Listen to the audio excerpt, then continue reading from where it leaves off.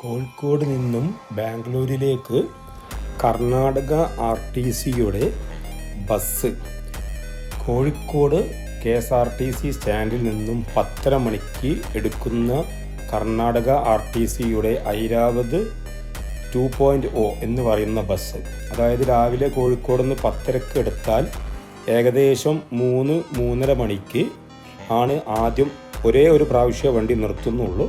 അത് നിർത്തുന്നത് ഗുണ്ടൽപേട്ട് എത്തുന്നതിന് ഒരു 3-4 കിലോമീറ്റർ പിറകെയായിട്ടാണ് ഈ കാമത്ത് ഉടുപ്പി കഫേ എന്ന് പറയുന്ന സ്ഥലം. അവിടെയാണ് ഈ ബസ് നിർത്തുകയും ആളുകൾ റീഫ്രഷ് ആവുക, അതുപോലെ തന്നെ ഭക്ഷണം കഴിക്കുക, മൊത്തത്തിലൊന്ന് ഫ്രഷ് ആവാൻ വേണ്ടി നിർത്തുന്ന ഈ സ്ഥലം പുതിയ ഒരു ഹോട്ടലാണ്.